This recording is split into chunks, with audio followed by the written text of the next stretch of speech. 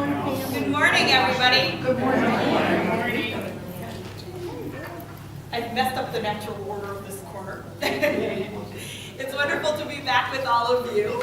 I had a fabulous time studying with you last week, and I hope that that is, in fact, the case for many of you. It was a wonderful, enjoyable morning.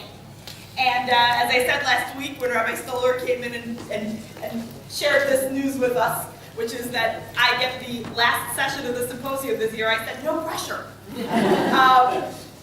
We're going to continue a little bit this morning with what I was calling last week a taste of Proverbs. Reason being, as the size of this lovely binder might suggest, this is one translation with a few extra articles in it. The book of Proverbs, it turns out, is big. And I don't just mean physically big, but there's a lot going on in it. And there is no way, nor would there have been a way for us, even if we had begun looking at text immediately last week, to have looked through the whole thing together. So we're going to do a little bit of a taste of it. This morning we're going to do just a hint more of introduction and then delve into the text. And you will see that I have brought for you this morning 3 packets. They are large packets. There is no way we're going to make it, well, I shouldn't say there's no way, but it isn't likely we're going to make it through the whole thing between now and when we're finished with class. So the hope is, and I have it on very good authority that in this group, this will in fact be the case, is that you take it with you. You have a chance to look through, you have a chance to, on your own time, do some reading. My hope is that we've sort of whet your palates a little bit and piqued your curiosity and interest in this book of the Bible, which I think we said last week really is something that all of us, including me, were not as familiar with because it's not a part of our everyday lives, right? And because it has no liturgical place in our tradition. One of the things that always sort of, you can look through and you can say, even Ecclesiastes or even Job, well, no, not Job. Job, poor Job, really. Poor Job does not have his own liturgical place. But so many of the books do have them. We know that the book of Ruth is connected with Shavuot. We know so much of the different books connect to different holidays. Proverbs is like Job in this respect. It's off to the side. But we're going to change that a little bit, and hopefully it'll be something you'll continue to read throughout the next year or so, and take your time with it and find some really interesting things. We began last week, and I'm fairly certain everybody was here last week. Beautiful. No? Okay. Do you have handouts from last week? Let me grab, I think I may have a couple of extras here. I did grab a whole pile of them. I saved them. If anybody else needs a handout from last week, I'm going to pass them back, and if people could kind of I see a couple in the back row. So if you could hand them out back to the back row, please, and make sure that these 2 individuals get them. So last week, we spent significant time looking at the context in which the book of Proverbs comes about. We talked about things like authorship and dating. We talked about the idea that this is a book that proclaims to be the work of King Solomon. In fact, it's likely that historically it came about in the 7th century BCE, after his death. And we really sort of have a sense that actually this is a book that is, much like many other books in the Tanakh, is of multiple authors and reflects really the time in which it was written more than the time in which Solomon lived. But Solomon, we said, is the great paradigm of wisdom. And in fact, we also talked about the idea that this is part of what is called wisdom literature. Wisdom literature not being a unique genre to Jewish text, but something that in fact absolutely exists within the context of larger Jewish text. And we talked a lot about what that means for us. I'm going to invite you to refer back to the packets from last week if you have some notes on them and things. You're more than welcome to have them with you and open. But we're going to go ahead and look at a little bit further the one very important concept, which we didn't talk about outside the idea of the genre last week, and that is the idea of wisdom and the way that it functions. So let me just pass these out. Please do not be overwhelmed. They're big packets, I promise. They're within reason. No problem. You'll see that the same authors repeat themselves. I focused on, actually that's not true. You're going to get a little bit of a different taste in it. But this author we did see last week. This is Rabbi Rami Shapiro. This is from his commentary and translation of the Proverbs. And Rabbi Shapiro did a really great job of creating a really nice section here that we're going to take a look at in his introduction with regard to the role that wisdom actually plays within this text. Because one of the things we did, we opened last week with an example of a proverb from Benjamin Franklin. Anybody remember what it was? Woo, you guys are great. Gold stars for everybody. I don't remember. Truth be told, without looking, I do not remember what the proverb was. But it was some Jewish equivalent or similar kind of a proverb, right? And we talked about also the idea of what is the point of this book? What is the purpose of this book? And I think we're going to get to that a little bit more in detail right now. If we turn in our introductions, I'm going to invite you to flip a few pages ahead. This is, and I apologize, the top is a little bit blurry, but the text itself should be clear. Page 26, I think it is. Roman numeral 26, XXVI. And in the middle of the page, there should be a slightly bolder heading that says the spiritual message of Proverbs. Everybody find that? Keep looking, it should be there. Okay, apparently it's on one of the upside down pages. So, got it? Help your neighbors if you can. I think it's XXVI. Yeah, the page next to it is 27, so it should be 26. Everybody okay? Still not. Let's see if we can help you find it. Make sure. Yes. It's up here. It's just great. That's why I say. Get it? Okay, perfect. So it should be 26, and in the middle of the page it should say the spiritual message of the Proverbs. So right here. Perfect. Okay. Hopefully we're all getting there. One of the things that we also noted last week, oh, it's okay. It's okay, no worries. But it helps, we'll be good. One of the things we noted last week as well was we looked at 3 different commentators in terms of the background to this text. We looked at Rabbi Gunther Plaut's writing, and as I told you, I think this is one of his most beautiful works because we ended with one of his paragraphs that I think the language alone was so beautiful. And even though we know Rabbi Plaut best for his Torah commentary, I think that he really excels in writing this kind of commentary because he's wonderful. Ironically, I did not bring him today. But Rabbi Shapiro, we also looked at most of his, he was our other main commentator last week. One of the things you may have noticed is that Rabbi Shapiro, do people know a little bit about Rabbi Rami Shapiro and his style? A little bit, but not so much. Okay. Some people have not yet had the opportunity to read him as well. Rabbi Shapiro, one of his greatest skills is that he writes a lot of modern midrash. Rabbi Shapiro tends toward what I would call the spiritual. I don't like this word because I really don't know what it means. I'll tell you that up front. I'm using it anyway because I think when we say he tends toward the spiritual, he's not quite as rational. He tends toward matters of the heart. He tends toward philosophical sort of things. I highly recommend his midrash is beautiful. He writes some amazing, beautiful stories and midrashim that I think they're modern midrashim and they're beautiful. But that is going to be something that I think will come out very strongly as we take a look both at the rest of this introduction as well as the way in which he translates the text of the Proverbs. And you will notice there are differences in translation as well as his commentary upon it. Once again, I'm going to invite a few people to read.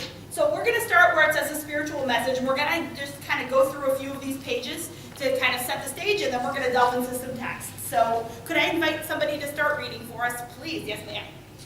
Given the fact that the book of Proverbs is a compilation of sayings or a collection of different books of sayings, It may be a stretch to say there is one spiritual message to be found here, yet to pretend there isn't some unifying theme regarding spiritual matters goes too far in the other direction. At the heart of the book of Proverbs is the figure of Chokhmah, wisdom. She is the first of God's creations and the blueprint by which all creation is formed. Wisdom is the way the world is the world. She may be compared to the current of the ocean or the grain of jade or wood. And as with wood, to work with wisdom, as opposed to working against her, is to live an effective and satisfactory life. How do we live with wisdom? The answer to this question is suggested in Proverbs 9:10. Ye'eh Hashem, Yurat. Yurat Hashem, is the beginning of wisdom. The phrase Harat Hashem is commonly, albeit misleading, rendered into the English as fear of the Lord. First, Yirat can mean both fear and awe, and either would be legitimate translation of the Hebrew. Choosing fear over awe gives the phrase Yirat Hashem an emotional quality of alarm that awe clearly lacks, and which the authors of these sayings may not intend.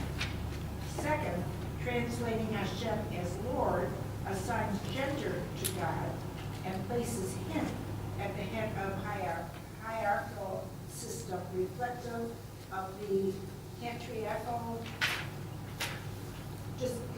hierarchy operative in ancient times.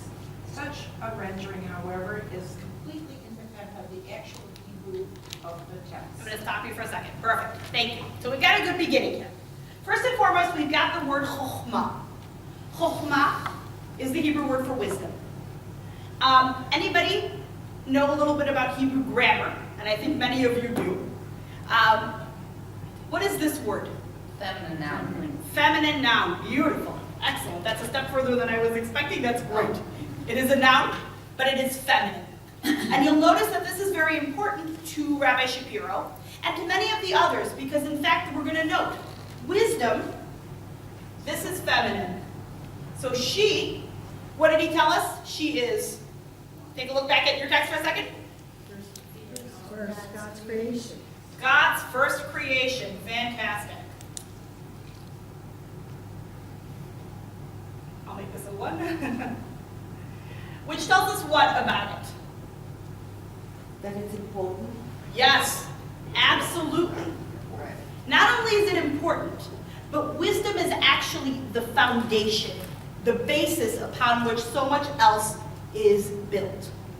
So when we talk about wisdom literature, right, and we think about Benjamin Franklin and his Poor Richard's Almanac, and I'm still wondering who Poor Richard is, but we've got these sayings, and I think every culture has this idea that these kinds of sayings and teachings are important because we should all gain wisdom. But how much more so in our tradition, which is a tradition steeped in text, and is a tradition about learning and lifelong learning. We'll discover very shortly, I'm going to go ahead and give us a spoiler, if you're familiar with the term. I'm going to cheat a little. One of the things that we're going to discover is, in fact, that while we talked about the importance potentially of memorizing Proverbs, that is not, in fact, the primary goal of the book. It's actually about using them, but also really learning them and taking them in and spending time with them. So the first time you read this book, you're not supposed to remember everything. And that's important to us because, again, it distinguishes Jewish wisdom literature, and particularly the Proverbs, from other sources of wisdom literature of the time, though they may be similar. Then we have this term called Yirat Hashem. Yirah in Hebrew literally means fear. It's sometimes translated as awe. And literally, Hashem breaks down into the name. It's one of the pieces that you see that Rabbi Shapiro is trying to get at already, as he tells us that, in fact, if we were to use any of the other terms, we've already boxed God into this masculine Lord, right? And this is a terminology that is problematic for him, which I think also gives voice to the general tone in which he writes. I'm going to invite us to continue for a moment. Are we okay up to that point? Everybody pretty comfortable with what we read? Great. I just have Yeah. one thing. It reminds me of Eve Okay, and the tree of knowledge. okay. Is this relating it to that in any way? That's a woman that starts with, You know, I don't know. I might need a little bit more from you when you say, how does it remind you of Eve? well, first of all, it's God's first creation. Okay. Well, Eve it was first not. woman. Eve was First not. woman. Okay, And okay. she's the one that did take the fruit of knowledge. You know, I'm going to say yes, but I think in Eve's case, of course, the serpent had a very important role to play as the leader off the path kind of character. I think, you know, I never thought of that parallel. It's not to say it doesn't exist. I'm not so sure it's quite as strong, but there's nothing to say that it's problematic to have that. I think it's an interesting idea, and we'll see how it plays out a little further. So absolutely. It's a very interesting idea, actually. I hadn't thought about it. Can I invite a second reader to continue on for us?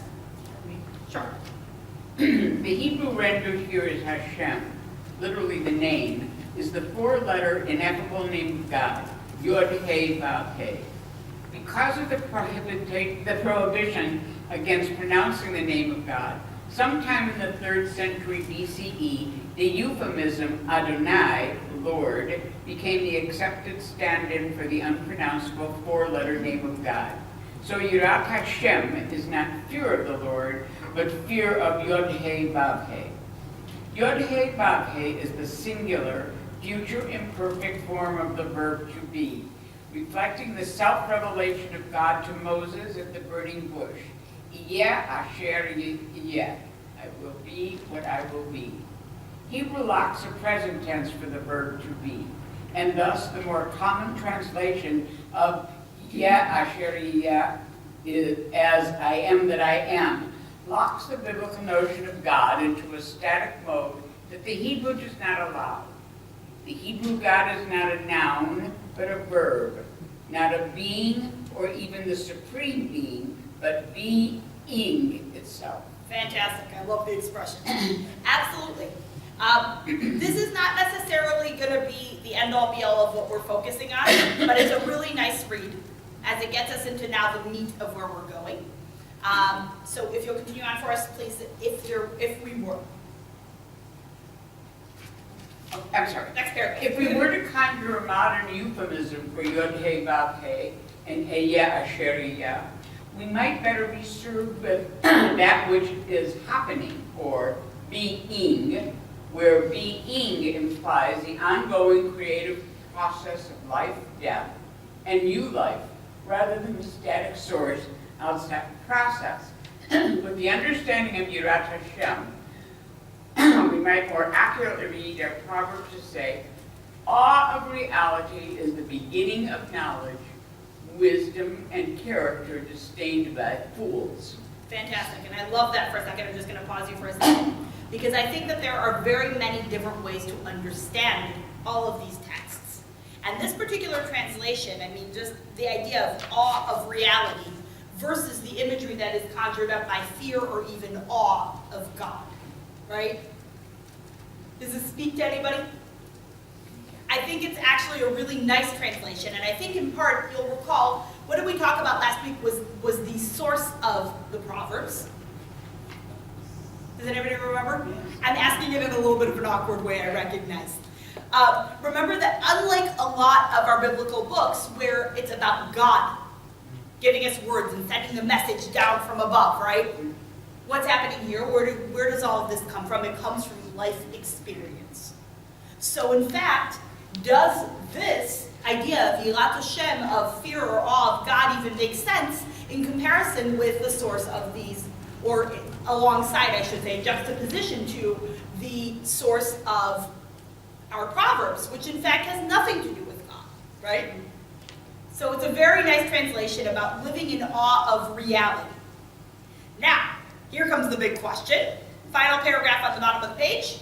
The question becomes, you want to read one more? Sure. The question now becomes, what is the correlation between Yod He, Vav, He, and Chochmah, wisdom. Aha. Let me suggest that Chochmah is the personification of Hashem, while God is clearly anthropomorphized in the Hebrew Bible. There is no corresponding understanding of God in the book of Proverbs. God is Yod He Vav He, is the abstract reality of which we are comprised and in which we function. Yod He Vav He is far closer to St. Paul's notion of God as that in whom we live and move and have our being.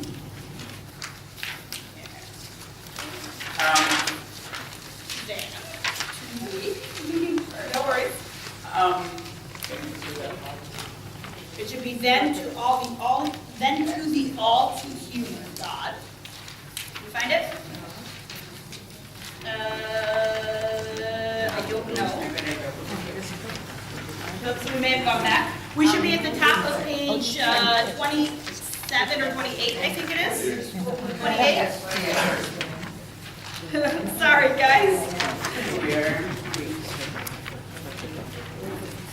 Then to the all too human. All too human God of the Hebrew Bible. Yet it is difficult for people to relate to such an abstraction. We need a sense of divinity with whom we can interact. Jesus, God's Son, plays that role in the Gospels. Chochmah, God's daughter, plays it in Proverbs. I feel the hearts of those who love me. They will never lack for insight. I am the deep brain of creation, the subtle current of life.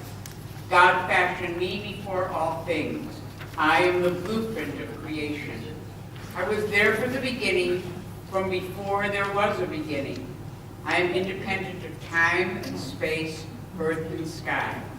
I was before depth was conceived, before springs bubbled with water, before the shaping of mountains and hills, before God fashioned the earth and its bounty, before the first dust settled on the land. When God prepared the heavens, I was there. When the circle of the earth was etched into the face of the deep, I was there. When the stars and planets soared into their orbit, when the deepest oceans found their level and the dry land established the shores, I was there. I stood beside God as firstborn and friend. My nature is joy, and I gave God constant delight. Now that the world is inhabited, I rejoice in it. I will be your true delight if you will heed my teaching. Fantastic. Gorgeous. I was reading the So, other translation, yeah. and she read that. okay. Wow. This is great. I think I need to buy this book. Let me take a moment to also say the following. Whether or not you have been told this, depending on your goal as you study Tanakh, JPS, with no disrespect to a wonderful publishing company, is probably one of the ones that takes the greatest liberties with regard to translation. Sometimes liberties like this can be poetic and beautiful. But their liberties, if you're looking for accuracy in translation, JPS is not the source that I would recommend. Let me say that. It's not anything against it, but oftentimes I find that when you look at their wording, and depending again, what's your goal, right? If you don't mind, if you're just kind of trying to get a sense, JPS is wonderful. If you're looking for accuracy, not the source I would recommend. There are a few others that are wonderful. And one of them we are going to look at in a moment is going to be a translation by Robert Alter, who does some wonderful work in terms of translation. In order to save us a little bit of time, because it's taking a little longer than I thought it would to read through this, I'm going to give us a few more points about wisdom. You can continue to sort of look along, but basically, as you can see, wisdom for us is the foundation of everything. It's God's first creation, a personification of Hashem, of God. A sense of divinity with whom we can interact, and I love this idea that we do have this sort of aspect of God, if you will. And notice what it is. It's something that we as humans strive for. It's not an anthropomorphized idea. It is a quality. It is something that we as humans can achieve, and it's something that our tradition wants us to achieve, hence the entirety of the book of Proverbs. Because ultimately, it is the goal of what the authors want us to gain. Okay? Walking in the path of wisdom is key to a righteous long life, If we want to live a good, long life, according to the book of Proverbs, we ought to acquire wisdom. We ought to walk in the path of wisdom. Additionally, we know that it comes from God in terms of as this quality, hence all of these wonderful connections and the interactions that Rabbi Shapiro points out. And guess what wisdom also has the power to do, according to the Proverbs? Uproot the wicked. So it plays that counterbalance to the notion of evil or wickedness. Wisdom is a tremendous thing, as we'll see. In a sense, I would argue that in this book, particularly, wisdom is an end-all, be-all. This is what our ultimate goal is, that we're trying to get to. In the next couple of paragraphs, he's going to show us that wisdom is the Jewish parallel to goddesses in the ancient Near East in a similar time, one of which he says is Ma'at. She represents order, balance, and justice. Absolutely what wisdom represents in our tradition. And then certainly we're going to see that he says here, if you're looking along, I'm in the second to last paragraph, third line down in the middle. To know wisdom is to know the nature of reality. To know wisdom is to become wise. And to become wise is to find happiness and peace. Okay? So, and then he says at the bottom in the last paragraph, you don't believe in wisdom, rather you engage with her. A wonderful idea. If your engagement with wisdom leads to pleasantness and peace, then you have proof that the teachings are true. Any question as to what the agenda of this book is? Now, I hate to use that word. It sounds negative. It sounds terrible to say somebody has an agenda.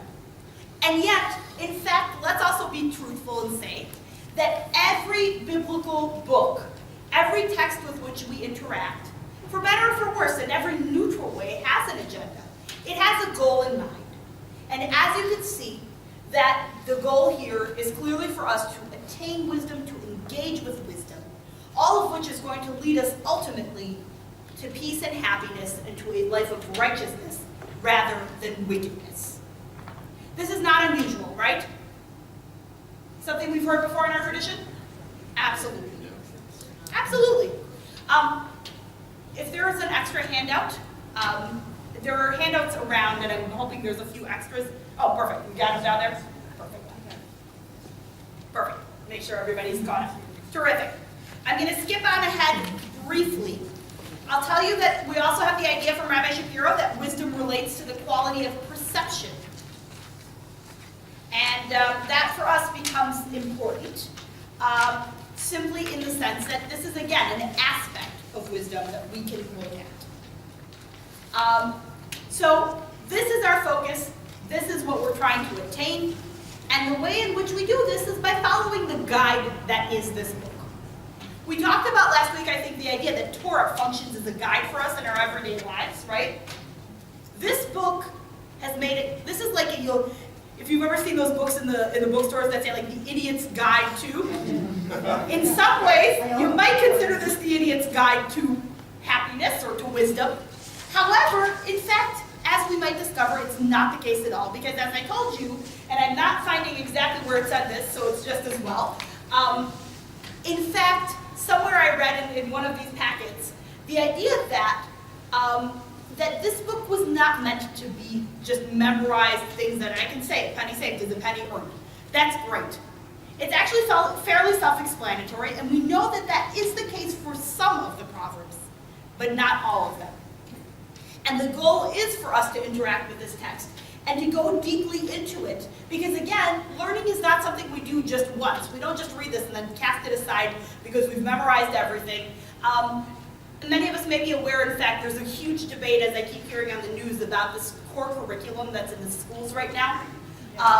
And about the fact that as I spoke to a friend of mine who's a teacher in an elementary school, and I said, oh my gosh, you must have so much work in prep. And she says, no, actually now my lessons are all planned for me.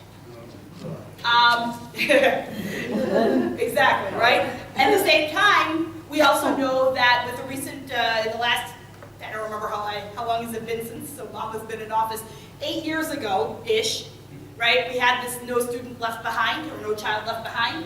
And as a result, so much focus was spent on, test results.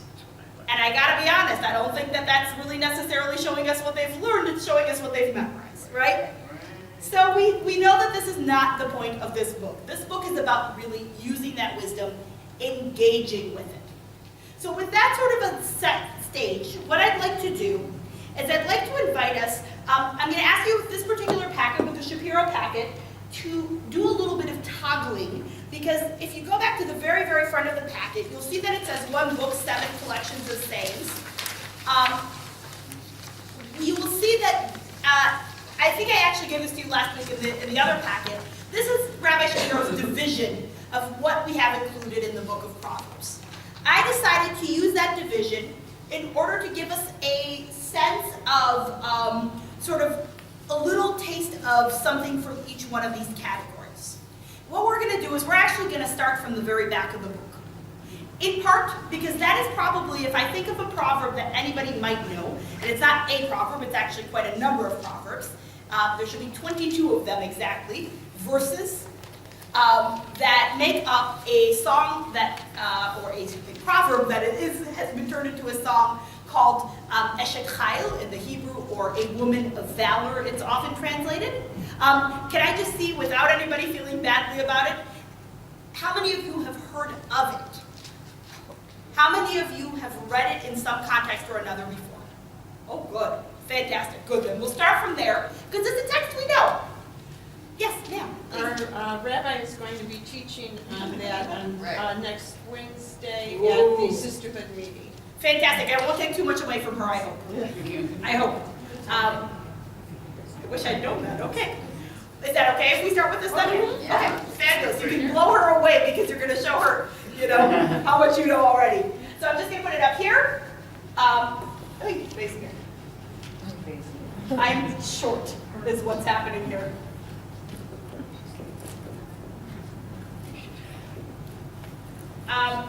Echad, a woman of valor. And when I say toggle, you may not really need to toggle so much at the front of this packet. What I am going to ask us to do, though, is I'm going to ask us to do something which is sort of an interesting thing. Has anybody in this room, and I'm guessing with Rabbi Stoll you probably have, studied Talmud? Fantastic, a few of you.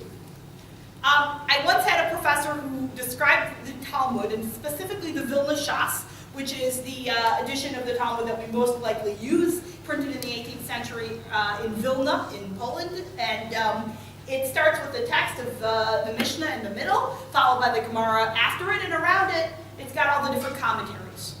My professor described it as the original text wrap, and I love that. I thought it was such a great image. Another professor of mine, I think you may have even studied with Rabbi Mark Wachowski, Dr. Wachowski. Yes. Dr. Wachowski always used to say to us, you never read Talmud or you never read Gemara without Rashi. The fact of the matter is, none of this stuff is in isolation. So you're going to get to do a little bit of a similar exercise today, because I've brought for us 3 sets of commentaries on the same texts. And I'm going to hand out the other 2 packets, and I'm going to ask you to actually, in front of you, I'm glad you have lots of table space, have 3 packets open, because I think it's really worth taking a look at the way the 3 different interpretations read. The translations, everything is going to bring us different ideas. I mentioned that I borrowed this book from a colleague. The first 2 pages, you will note, have notes all over them. My colleague, Rabbi Paul Kaplan, who serves as Rabbi of Temple of Anshe Shalom in Olympia Fields, taught a great course on this, and so fortunately for me, he had a few books that I got to borrow. This one was way too hard to white out, so you'll get some of his notes. You can read them, fantastic. We're actually starting a little further down the page anyway, so you'll see that the first 2 pages in this packet have some notes, the rest are all blank for you to write your own notes on. So, pass these down. This is from the packet that the translation by Rabbi Leonard Kravitz and Carrie Olitsky, which I brought 1 note from last week.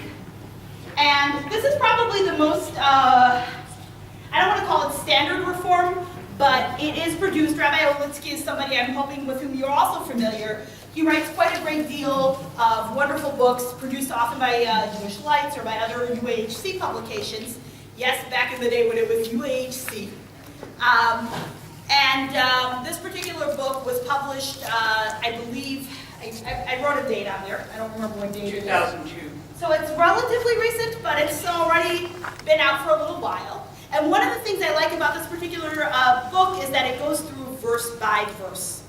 Unlike some of the other commentaries, and you'll note in a minute both with Rabbi Shapiro as well as with Robert Alter, you will see that they're going to group things together a little differently. They're not going to really go verse by verse by verse. And that's something that you do get very nice with this.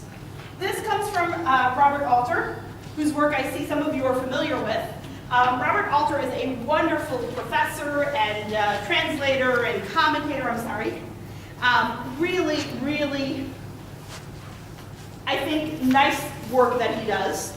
And so this comes from a book that you'll see also. He calls it the wisdom literature books, Job and Ecclesiastes, Kohelet, and Proverbs. So you've got a whole nice sense of what we're looking at. Echad, because it is the very last text in the book of Proverbs, is at the very back of each of these packets. So I'm going to invite you to find chapter 31. I will tell you page numbers in just a moment. In the Shapiro packet, it is on pages 230 and 231 at the top, and then probably on the back side of those pages as well.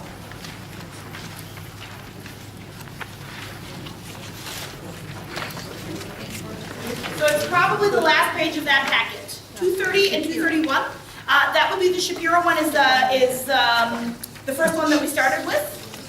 Exactly. There we go. Oh, in the back. Yes. In the Olitsky, which is the one that has the Hebrew in it and is verse by verse by verse, Eshet Chayil begins on page 310. This one is the vertical one, so it's easiest to sort of follow along, I think, probably. Sorry about the horizontal. Repeat again the second one. 310. That is the Olitsky packet, the vertical one with the Hebrew. Verse by verse. Looks like this. This is Olitsky. Shapiro is the one we began with. He has the numbers in boxes on the left side. It looks like this, and it's on the very last, likely the last pages of the packet. It says 230 and then the word Proverbs next to it in 231. This is Shapiro. It's got the boxes on the left side. Is that everybody okay with that? And then finally Alter, and I apologize, I have a little trouble.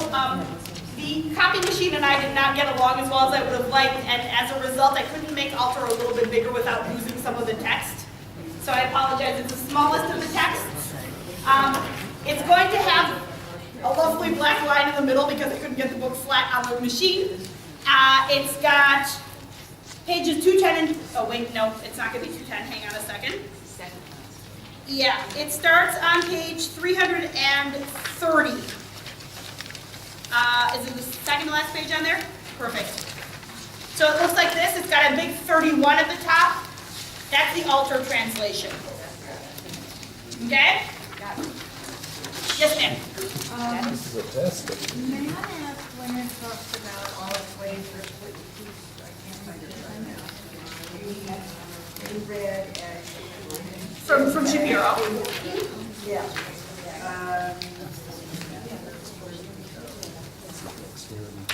Her ways are pleasant.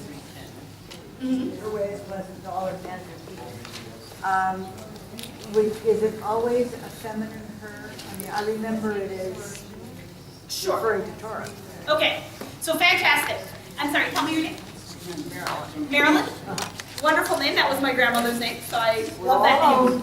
It's a great name.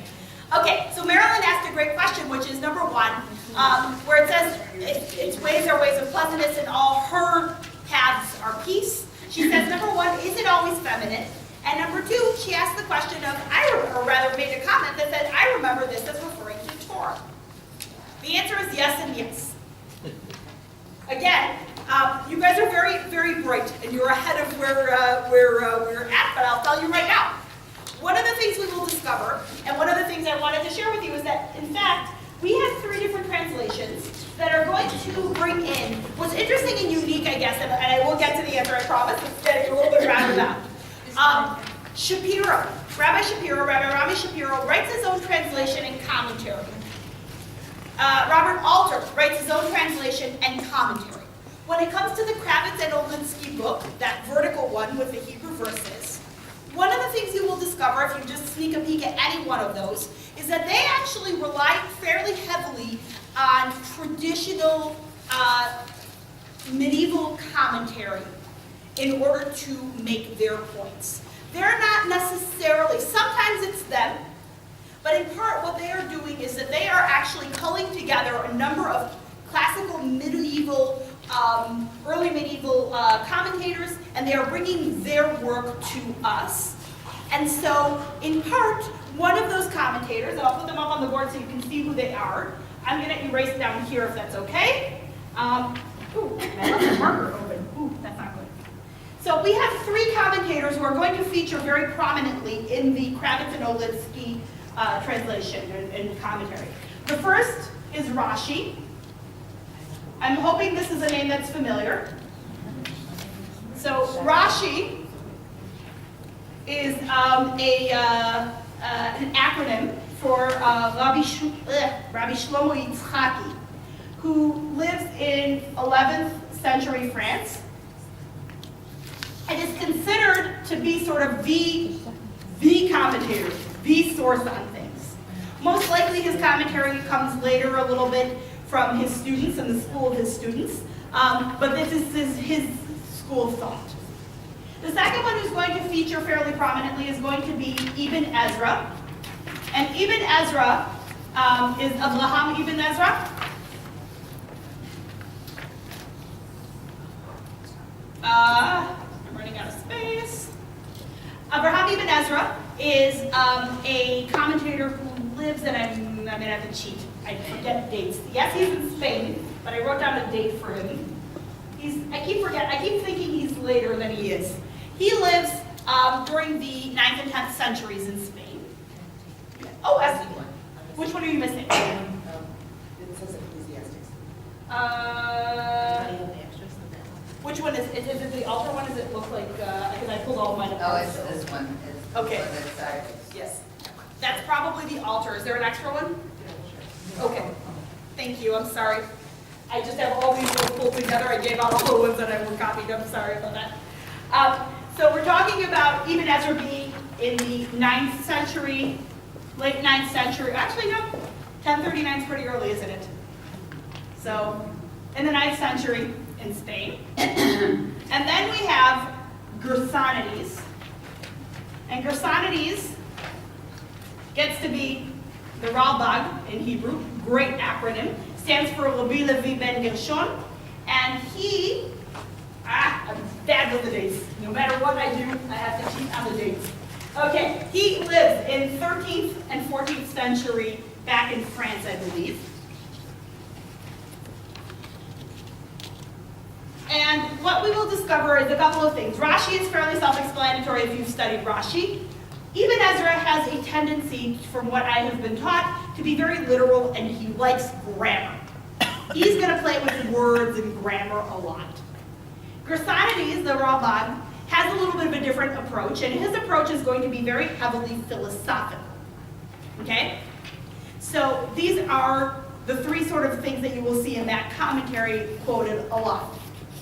At the very end of our text, if you flip actually to the very, very back of the vertical packet, you will see that there is a really nice little explanation, a nice translation, or rather commentary by Rashi. It's in a giant paragraph on the very last verse of Echad. And you will see, what is Rashi in the first few sentences? You will see that it says here, it's page 315 of the vertical packet. At the end of his commentary, Rashi presents a midrash on the verses dealing with the Eshet Chayil, a woman of valor. The woman stands for? Torah. Aha! The woman stands for Torah. If you read through that very last piece here, you will discover that Rashi will in fact find a way to explain every verse in in terms of the woman being Torah. And so, no, it's not at all by mistake what you're saying. Now, we do know that the piece that you're talking about comes from Etz Chaim, which has become part of our liturgy, right? It is a tree of life. Etz Chaim hi lamachazikim ba v'chol tomchem me'ushal, and all those who support it. And so we have a lot of these metaphors that kind of bleed into each other. So absolutely, wisdom, as we said, is feminine, and therefore always will be feminine. But Torah, absolutely, especially if we think about the idea that, as Rashi suggests here, the Echad, the woman of valor, is in fact Torah, then you've got your answer in terms of the connection. So absolutely. Absolutely. I'm going to invite us to go ahead and get started at the very beginning of Echad. We're going to go ahead and work verse by verse from this vertical packet, from the Kravitz and Olinsky, in part because it will just make things a little bit easier. You will note that sometimes the groupings on the translations will be a little different. Okay? Keep that in mind, because that's going to be important for us. So you should have this, hopefully, 3 packets in front of you. This one, the next one is Altar, and then the Proverbs. We're going to go ahead, and why don't I go ahead? I'm going to start at the very back of the room. If you would like to read, we have at least 22 verses here. If you would like to read, I'm going to invite us to start, and I'm sorry, tell me your name? Sharon. I'm going to invite Sharon to start. We're going to go down the line verse by verse. If you don't want to read, simply pass to the person next to you, and that way hopefully we'll get through everybody. So Sharon, you'll start us off on the first one, 3:10. You can read it in English, don't worry about the Hebrew. A worthy woman. A worthy woman who can find her value is far beyond that of pearls of coral. This verse and those that follow to the end of the chapter have become the traditional text spoken by a husband to his wife on the Sabbath Eve.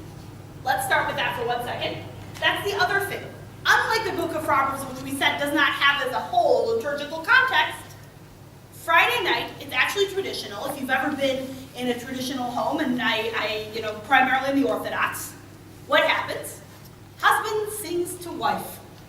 Anybody ever experienced this before? It's pretty cool. It's actually pretty cool. There are millions of melodies that are composed, but husband sings to wife, a woman of valor who can find, and literally sings out these verses. So it's a very nice liturgical context. Yes? Is there a melody, a known melody? The one that I know, not what my father knows, as he informed me the other day. He started singing something else to me. I went, what? What is that? I've never heard it. The standard that's not fair to say, there is no standard, but the one that I think is sort of standard Orthodox, Echad mitzah v'rachok mipnimi michabatach ba'levala v'shala lo yechsar. Does it sound familiar? Yep. And then da-da-da-da-da-da-da. Anyway, that's one of the standard melodies. Absolutely. Good. I'm going to have you continue if that's okay. The pearls of coral was translated as rubies in the past. Okay, that's something also. I'm sorry to stop you again. This is why we never make it through text, right? You have to stop at every word. Every word has meaning. This is a very, very common thing. Take a look at the other 2 packets for a moment. How does Shapiro translate it? Her value is far beyond pearls. He does not believe that it is rubies. And if you look at Altar, her price is far beyond. Okay. I don't know if it matters. I'll be honest to you and tell you I don't know that it matters. Both are considered precious stones. Now, if anybody's good with gems, is one more precious than the other by way of gems or stones? I am the great-granddaughter of a jeweler, and he is rolling over in his grave right now. I don't know what I'm doing. Yeah. Rubies are more. Okay. Than pearls? Okay. Yeah, still. I happen to like pearls better than rubies, so who knows? But in those days, pearls were very precious Okay. because they weren't close to the deep ocean to get them. Now we make artificial kind of Sure, pearls. sure. We also have the capability to dive now, which I know is a big thing in like Hawaii and other places. People dive for pearls. Absolutely. I don't know whether it makes a major difference, I'll be honest with you. But I do know that it has been for many years translated as rubies. So much so that in the sort of mass market media, there was a film, maybe 10 years ago, exactly, and the title was A Price Above Rubies. So, very interesting to see. But they tell us, Kravitz and Olitsky tell us, in fact, these are pearls of coral. Okay, continue on. Even Ezra's understanding of the verse seems somewhat crass. He takes Echad, the worthy woman, as that woman who can acquire men by her wisdom. Gersonides continues Plato's designation of matter of female in form as the male. In his interpretation of the verse, Echad is that matter that properly serves the intellect so that it can achieve perfection. This midrash is somewhat forced and is also demeaning to women. Okay, let's lay it out on the table. I started by saying how lovely that a husband sings to his wife on a Friday night around the Shabbos table, right? And it's a wonderful thing in some ways. But depending upon how you read this text, in fact, Kravitz and Olitsky are not shy about telling us that yes, there is the possibility of when we look at this, there are ways in which this could be interpreted that could be demeaning to women rather than uplifting, which is what one would like to hope, especially as we talk about the note on which this book ends. Yeah. But I understood this, that this is a mother Okay. talking to her son and telling him, watch out, find a woman like this. So first of all, you read my mind. All of you are great anticipating, which is great. In fact, if we look at the designations, absolutely, that final book or that final section of the book of Proverbs, which Rabbi Shapiro has in his list, so I don't know if somebody has that one. You can look in the packet. It's, I'm trying to remember. A mother's advice. A mother's advice. Fantastic. Thank you. A mother's advice. This is the last section. Up until this point, everything has been narrated by men. And what's unique is that we do get a woman's voice. And not only a woman, but a mother. The advice, traditionally, and at least according to Shapiro, is not only to men, to their sons, saying, this is the woman you should marry, but in fact, it's also to the daughters, suggesting this is the woman that you ought to grow up to become. So depending on how we read this, it's got the potential, and I think I give a lot of credit to Rabbis Kravitz and Olitsky, who are willing to say, look, we're modern readers. And we can't forget that. There can be positive reads, but there also can be negative reads. Now, I'm not sure what is so terribly forced or demeaning about Gersonides' read, truth be told. And if you find that, I'm sorry, and please, if you could explain it to me, that would be great. But, you know, I have a question mark in my notes saying, so maybe they're trying to say that some traditional interpretations are demeaning. I'm not 100% sure. And that's okay. But if you have ideas, please feel free to share. I just have this thought of after the husband is finished singing to his wife, she then gets up and gets the meal. And so... Okay, okay. So absolutely. Juxtaposition. Absolutely. Kind of a weird sort of an idea, right? We have a real sort of an interesting kind of concept that we're dealing with, right? Absolutely. But is it better for him to acknowledge her? Which is the possibility of what this text does. Is it better for him to hold her an ideal, which is also some of what this text does? Or is it really just kind of something he does because that's what the tradition tells him we do? But, it's a great question. It's a great question. And you're right, there is an odd juxtaposition. Absolutely. I'm going to take us for a moment to verse 1 in the other two translations and commentaries. Okay? So if we can move down the line for a moment, take a look at the altar, which is the one with the big 31. We're at the very bottom of what's page 331 there. And beneath the line there, it's verse 10. So you'll see that it starts with a worthy woman who can find her prices far beyond rubies. And at the very bottom of 331 on the altar, there is a comment. So if I can move down the line, the next person. Sandy? Yes. So if you could read for us where it says, number 10, a worthy woman who can find. A worthy woman who can find.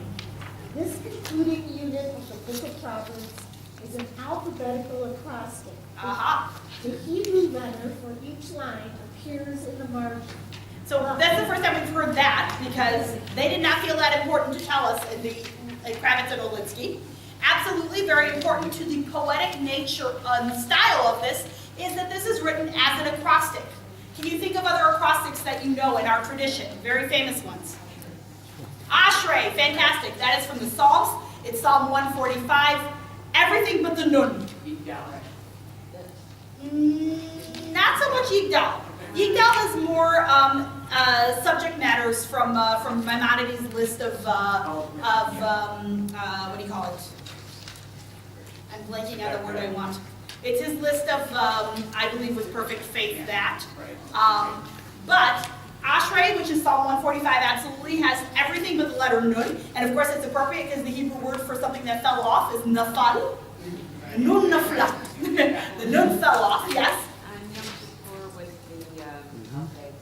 Good. Okay, we've got some of that, absolutely.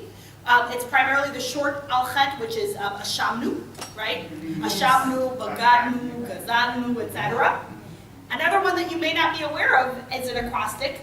I don't know if it actually counts as an acrostic or not, but we do it every week. L'chadodi writes out the names of Shlomo Halevi, which are the first two names of Shlomo Halevi Alkabetz, who is the author of L'chadodi. He wrote his name into the first letters of every verse but the last. The first 8 letters are spell out his name. So we've got some really interesting ideas. Good, let's continue with that.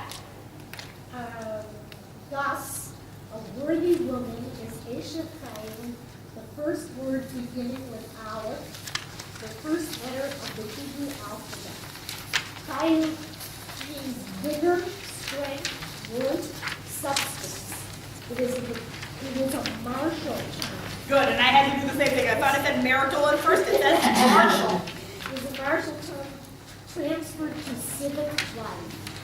Some have proposed that the term invites us to see this exemplary wife as an heroic figure, a kind of domestic warrior. And I get images of Rosie the Riveter right now, standing like this, right? Who is she? She is a domestic warrior. Listen to that language. But I think it's not in a bad way. I think it's actually considered, I think Alter is getting at something very positive here, which is to say, when we say warrior, she's strong. She is a woman who can do it all. Okay? Go ahead.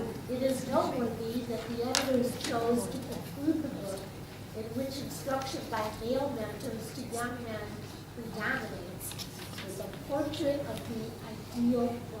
And now we know that Alter considers this to be a portrait of the ideal wife. Now, again, that's exactly what we said if we could take into account Shapiro's suggestion, which is what a mother would tell her son, right? We all know and we've all heard the idea that we marry our parents, right? We turn into our parents and then we often look for, women often look to end up marrying someone who is like their father, men, someone who is like their mother, or in this day and age, any spouse could marry somebody who's like one of their parents, right? It's not unusual. So it's not unusual that this would be the advice that's passed down. I'm going to invite you to take a look real quickly at the third packet, which is Shapiro's. And Shapiro, if we can go down the line next to Sandy, we have Harriet. And I'm going to invite Harriet to read for us on page 230. Can I have a question? No, please. I'm sorry. Well, most of the time we're talking about this is a mother's advice, but here it says it's a male advice. Well, it's an interesting read. So we were talking about it based on Shapiro's definitions, okay? And that's the piece that, that's his breakdown. You'll recall we also looked last week at another breakdown which came from Rabbi Gunther Plaut. And Gunther Plaut's description had to do with the kind of interactions that these are. And this was about interactions between man and his fellow man. He doesn't put that designation on there. That's only Shapiro that I'm aware of. So I think that it's unique to him, although I think it's also something I liked, so that's why I chose to use it. So, but I think it can be read in all ways. Absolutely.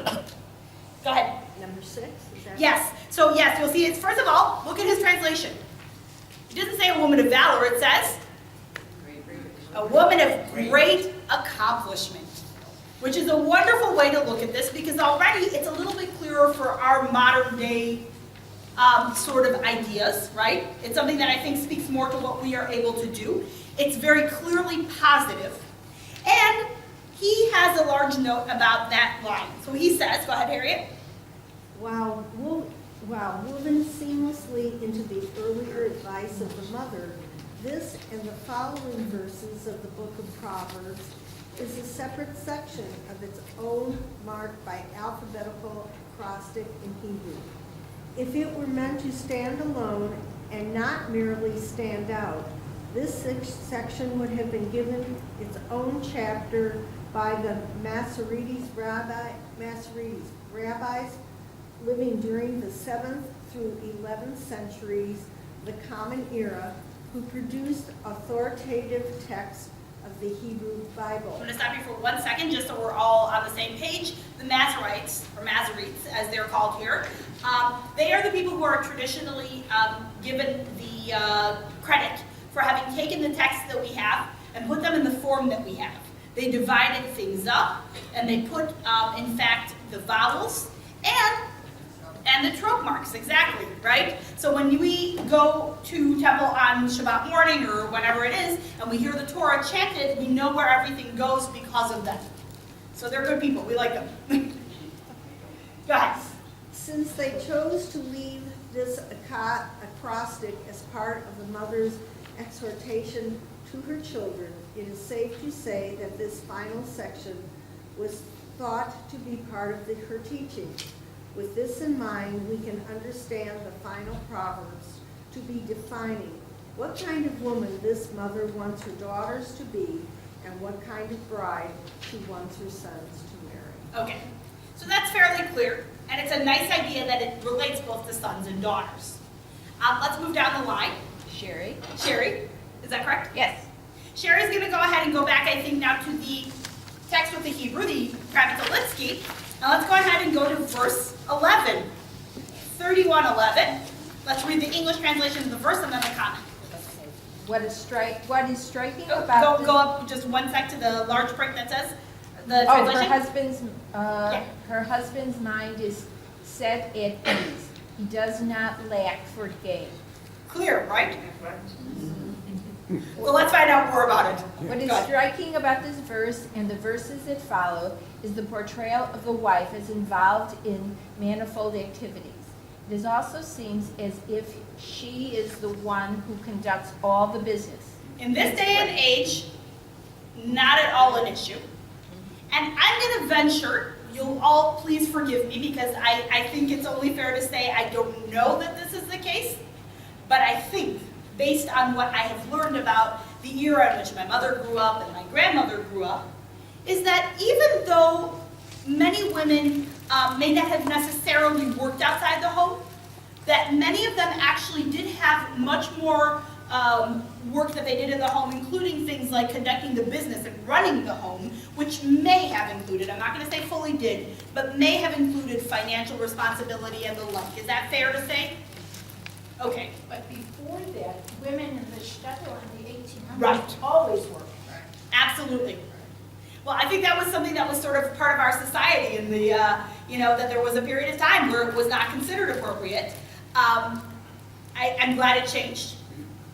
I think, I think that anybody, no matter your gender, should be able to choose what you'd like to do. That's my feeling. And In the Orthodox community, the men study, the women. Right. It's true, although I would like to say that I think that we have to be careful about which Orthodox, because I think that there's a little bit of a distinction there, because there are some communities where it's now becoming much more common that Orthodox men will work. And that's a good thing. I'm talking about the Oh, Orthodox. yes, absolutely, absolutely, very true. So yes, so you're exactly right, because in fact, what is set at ease? It's her husband's mind, because she's taking care of everything. Yeah. It's the expression, what is it, the woman behind the man, right? So, go ahead, Sherry. One might say that the city has given this woman the kind of freedom and opportunity that she could not have had in a rural area. Ibn Ezra makes the point that because this exemplary wife has been able to acquire so much, her husband's mind is set at ease. Gershonitz continues his philosophical midrash. The wife is that sense perception that will provide proper material for the intellect. Okay, so she's got freedom because she's in an urban environment, and you see that he says here, because she's able to do what she's able to do, she's acquiring so much. Even Ezra says, husband can rest at ease. That sounds pretty good to me. Gersonides is going to again take this philosophical approach, and that's a thread you will see woven throughout this particular text. And he says, the wife, quote unquote, is the sense perception that will provide proper material for the intellect. It's an interesting read, because what did we just say was the end-all be-all of the book of Proverbs? Wisdom. Wisdom. Intellect is an element, I think, of wisdom.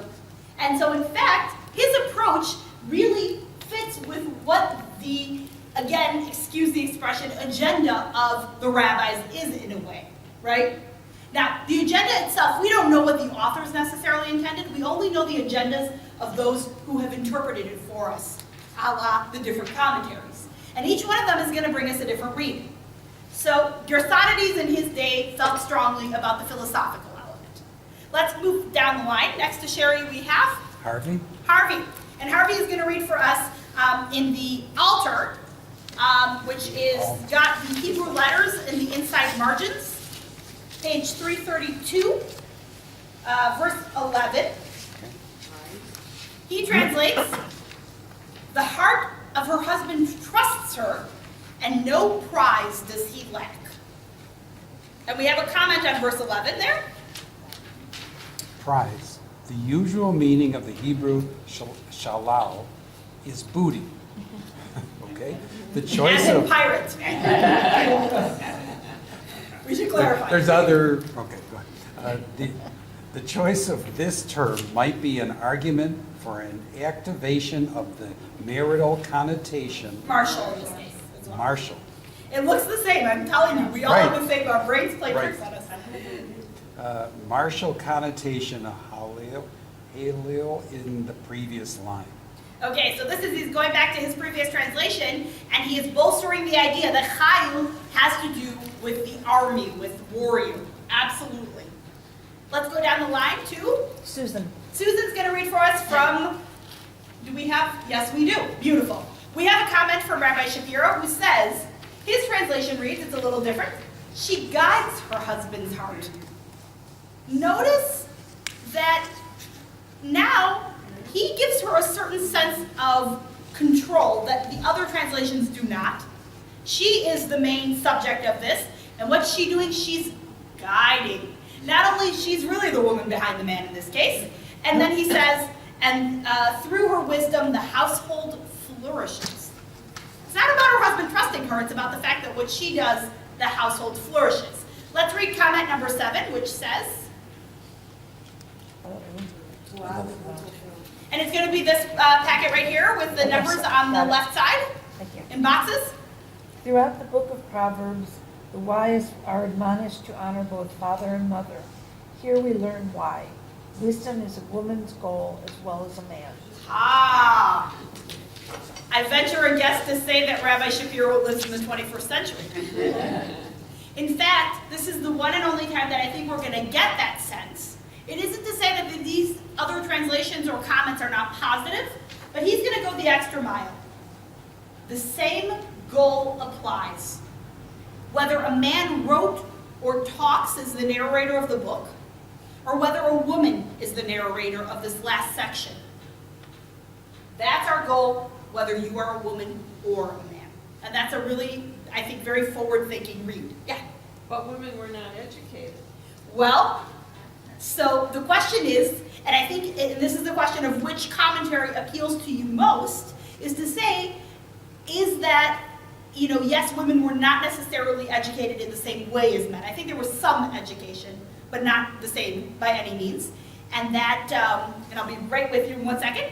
And then the idea is, does this idea of still being able to make that your goal, even if you're not educated formally, it's a question of which you read here, which commentary appeals to you. I've got one hand here, and then we'll come here in a second.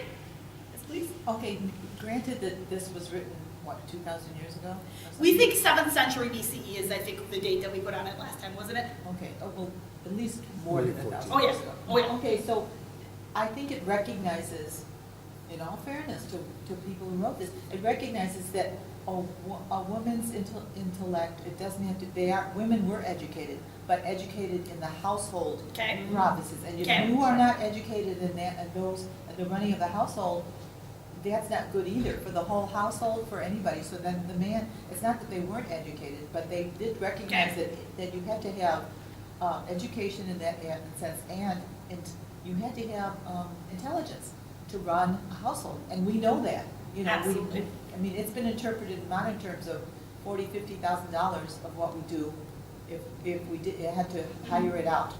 Anybody ever see the movie Yentl? Yes. One of my favorite scenes in the beginning is when she's trying to make a fish. She had no mother to teach her how to make a fish. Absolutely. So one possible read would be to say that in fact there's a different kind of wisdom, right? That there is a wisdom, or at least a category of wisdom, that a woman would acquire, and her education may be from her mother, passed down through the generations. Had a couple of hands here, so. My comment is very similar. You don't have to be well educated to have wisdom, to be a Okay. wise person. And I think of my mother quoting her grandmother. Okay. And I think we all know people who are well educated who are not wise. Okay, good. No names. Okay. She's buying the property. So Okay. she has to have some kind of education. Well, and that's a great question, right? So again, remembering this is all about the way we read it. Because again, it may have been, for all we know, we think about what we've learned about the past. None of us was alive when this was written. Listen, for all we know, women, it was common practice for them to do these things. And certainly this text might suggest that in a certain read. You know, if you look back to,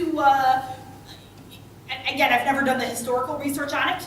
I'm not the person to do that, but you know, we could look back all the way to, say, characters like Deborah, who served as a judge, right? She was a military leader, you know, or Yael, who then, of course, one of my favorite scenes in the entire Tanakh, lures with her wiles, right? Talk about wisdom there. Lures Sisera into her tent, lulls him to sleep, and then stabs him through the skull with a tent peg, right?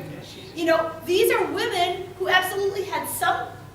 Deborah certainly, as a military leader, has that sense of wisdom as well. So yeah, absolutely. I think I agree with you, and I don't know that we necessarily have to stick to what we, now, historically, if you can tell me that women did not have that role, that's fair. Miriam, absolutely. Miriam functions, she and Deborah both are called prophetesses. It's interesting because neither of them fits the description of what the Hebrew prophets actually are, which are messengers of God. And the question is that just text that's missing? Because we know that the Torah, of course, has always been narrated by men, and that we know women's voices were not necessarily included. Or is that just a distinction that means something different for this as a designation for a woman, but we know it's a term of great acclaim? Absolutely. Absolutely. We're running a little short on time. I'm going to have us continue just a hint more, but you can see how much and how rich this is. What I'd like to do is I want to go one more verse, if it's okay with you, in the Echad, and what I'd like to do is just take us back, because Harriet made a great comment, and I want to just take us back to one other proverb, just to give us a taste of some of the other things we see, which I think will relate to what you just said. So hang on to your idea about wisdom. We are down the line, where were we? And your name is? Irene. So Irene is going to take us back to, once again, the vertical Olitsky and Kravitz. We're at verse 12. So if you'll read the English for us and then the commentary. She treats him well and not badly all the days of her life. Reflecting on the image of woman commonly found in the book of Proverbs, we can better understand why the author, before concluding the volume, felt it necessary to praise a wife who consistently acted properly. Positive reinforcement. Absolutely, right? If you give your child a chore chart up on the wall, and they do what they are supposed to do, they get a sticker, right? Or, you know, you end up, you get 5 or 6 stickers, yay, we might get you an ice cream cone or something, you know, special. Absolutely, positive reinforcement. However, let's go ahead and look real quickly at the other 2 comments. So if we go back to the altar, you'll notice that altar, does he say anything about this? Yes, he does. Okay, altars verse 12 reads, and I'm on page 332 of the altar, she repays him good and not evil all the days of her life. And next to Irene, we have Sarah. And so Sarah will read for us on 12. She repays him good and not evil. The editor may well have seen in the light appointed at the antithesis to the Sunday. It's very hard English for me. No worries, go ahead, it's okay, it's okay. Yeah, just read number 12. Okay. Yeah, it's She not funny. repays him good and not evil. The editor may well have seen in this line a pointed antithesis to the sundry evocations of shrewish wives and adulterous wives in the body of the book. Okay, Wow. now take a step back and say, It's hot. now we start to understand a little better the commentary that we got from Kravitz and Olitsky that said, why do we need to give this positive reinforcement? Because how are women painted throughout the rest of this book? Not so positively. And it's an interesting thing. I love the word antithesis. It's one of those great SAT words from back in the day. The opposite, right? So we need that. One of the things that I mentioned earlier when I talked about the goddess Maat, who I don't remember if she was Egyptian or Babylonian or somewhere in that ancient Near East area, but she represented, we said, amongst other things, balance. You're going to see that throughout the book of Proverbs, one of the things we talk about is balance. We need to make sure we're not too far to the left, or maybe that's your left, sorry, too far to the left, or too far to the right. One of the things that's going to be a clear message here is about following a path, and really one of the messages will be stay in the middle of the path. Don't go too far to the, to this, or don't go too far to that. There is danger lurking there. And I think it's really nice that we have that also shown to us, given what we see about women in the other parts of the book. We have a sense of that balance where the whole book gives us those descriptions of women that are not so positive necessarily. And here is, again, depending on your read, a much more positive idea, because at the very least, this is the ideal toward which we should be striving. And yes, it may feel antiquated. That's okay. I'm not asking you to agree with what you're reading, but to have a sense of this is a much more positive image, whether it's what we think she should be striving for, or at least what the text tells us she should be striving for, versus, I love the word shrew. It's just a great word, right? Absolutely. So we see that same sense of balance exhibited in the style as well. Let's go to the Shapira on this for verse 12. And guess what? He doesn't actually comment on it. But we can read his translation, and hang on one second, we'll come to you. Somebody said, oh, hang on one sec. But Shapiro translates this. He says, she repays kindness with more kindness and is never driven to revenge. Very interesting. So what did you find in the JPS? This is not JPS, this is Okay. the other one. When her husband is kind, she reacts accordingly, but when he falls short, she's not petty and vindictive. Okay. Okay. Yes, it is. Don't go into all the days of her life. Okay. Does that mean day and night, or? Aha. So that's a great Sometimes all the question. days of your life means days and nights. And there was a great question, and I don't recall if it was here or in one of the other texts that I read it, but one of the commentaries I read, and I've read through all of the ones that I handed, one of the commentaries I read actually had a great debate. Rashi and I want to say Gersonides suggested that days, oh no, this was about end of days, never mind, I'm sorry, two different things. I'll leave that alone because it's going to confuse you. I don't know. He doesn't go into it. You're absolutely correct. But I think, different ways to see it and understand it. I'm going to invite us for a moment, unless there's a verse of the Echad that you'd like to spend a little bit of extra time. Does anybody want to take one more verse of Echad, or do we want to go ahead and move? Is it okay if we move to a slightly different topic? Okay. But you get an idea of the richness, first of all, of this text.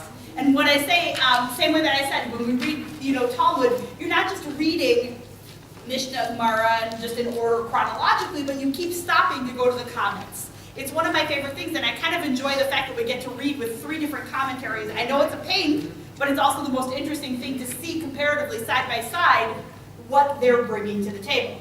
If we go back to the beginnings of our packets, the very beginning of our text comes from the section that Shapiro tells us is book 1 in his understanding. He says it's the 9 foundational teachings of Proverbs. I'm just going to read to you briefly from the front of the Shapiro packet. He says, this collection sets out the intention of the book of Proverbs to function as a guide to wisdom and spiritual discipline. From the beginning, the authors tell us that they speak in riddles, dark sayings, teachings that must be unpacked rather than simply memorized. Skipping ahead to the next page, the most mysterious material in book 1 deals with Chokhmah. And as a result, you'll see that there's a lot of stuff in here that talks about, again, what is wisdom and what are we doing with this? So the first section I brought you comes from chapter 4, verse 20 is the first section.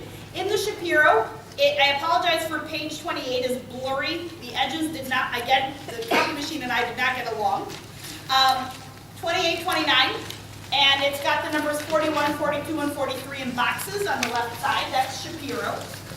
If we look at the Carmit and Olitsky, it's that front page which deals with it's got the writing on it. It's got the 2 pages with writing. And if we look at the altar, it should be the very front page, I believe, of the altar packet, which I hope. I've already lost track, I'm sorry. My pages are all pulled together here. Here we go. Here we go. What did I do with my altar packet? Here we go. So the altar packet, it's right at the front page. We're going to be at chapter 4, verse 20.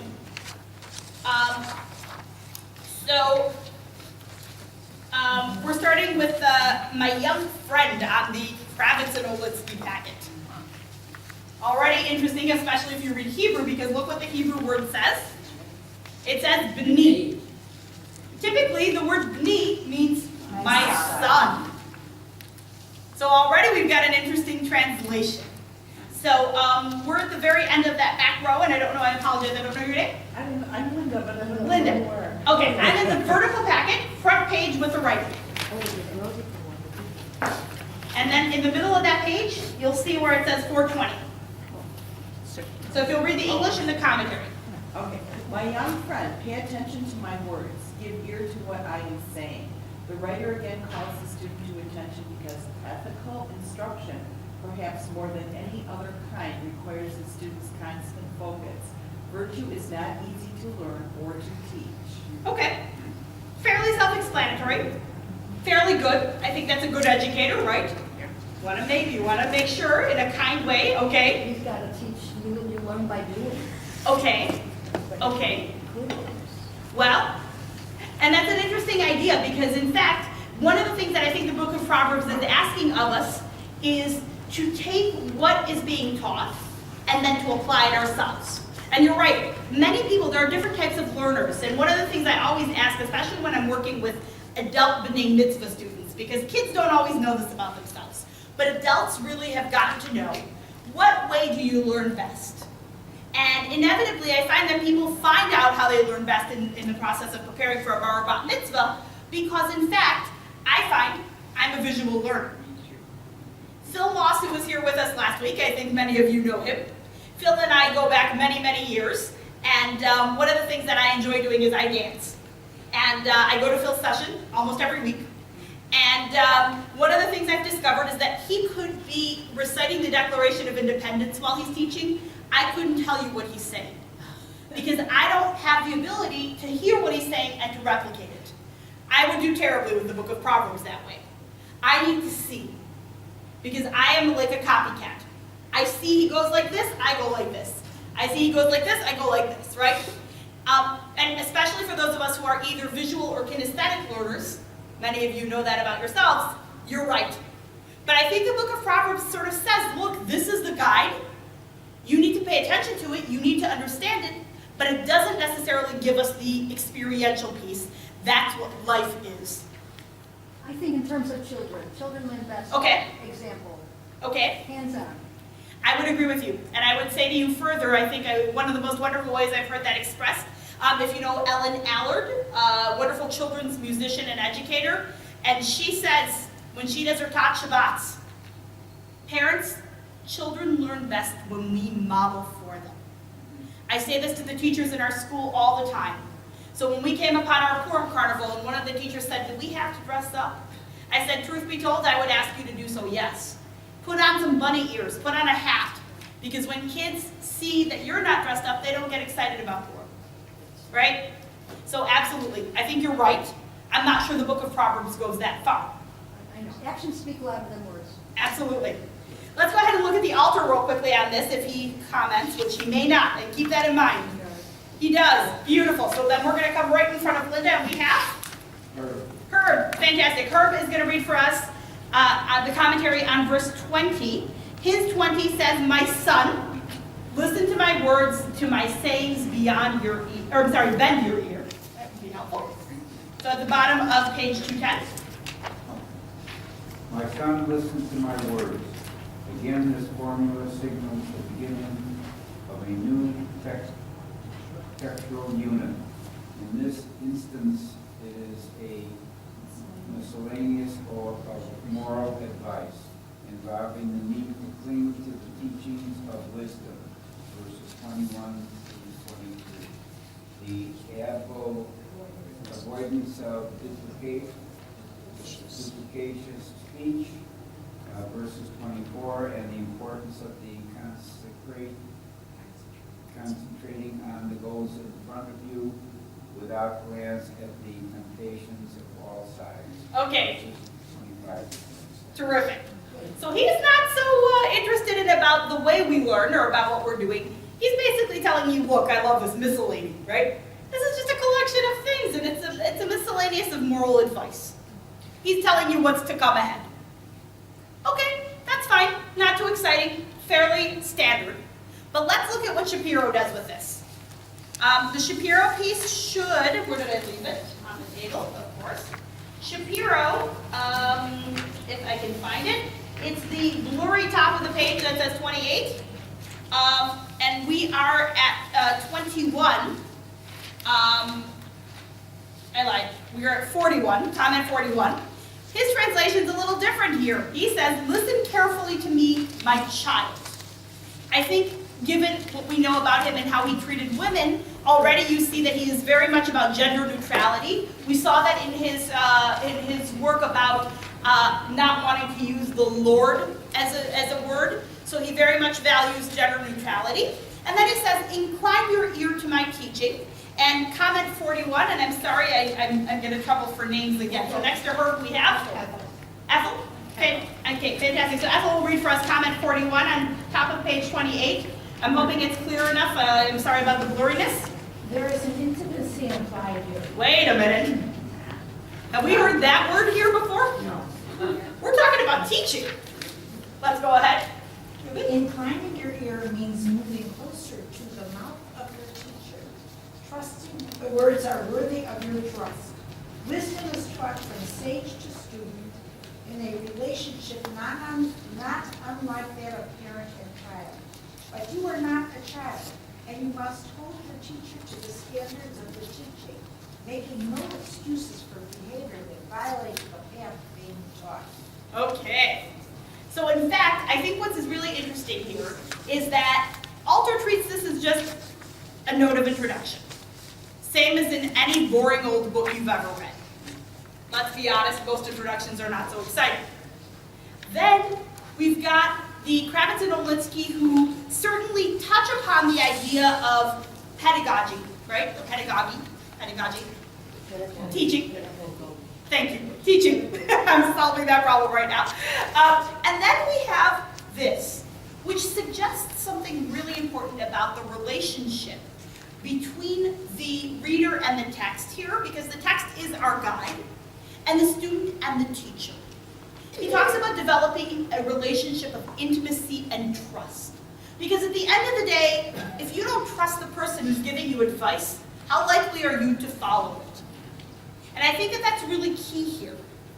And I think it's a very powerful, even though it's just a note of introduction, it's a very powerful image and a very nice idea because it sets the tone for how you as a learner take things in. And notice it says on the one hand you have to trust, but on the other hand you have to hold that teacher to the standards of excellence, right?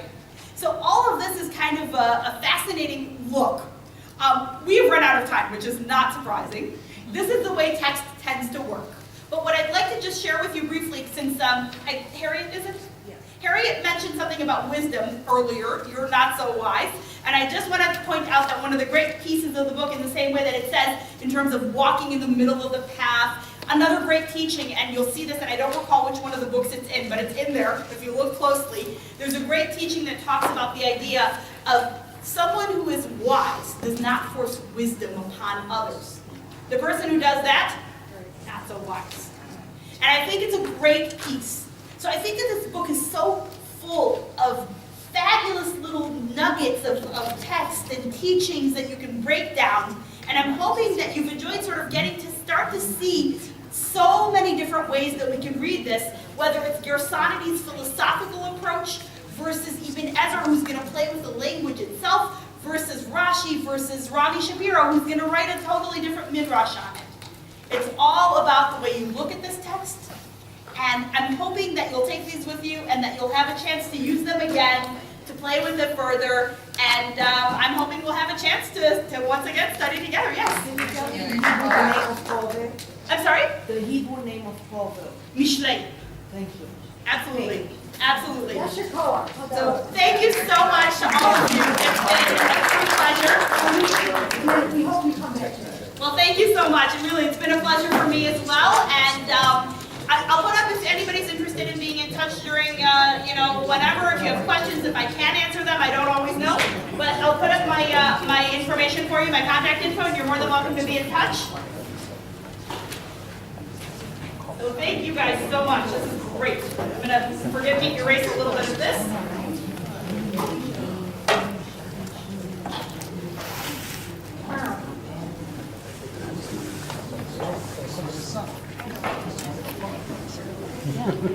I know, but it says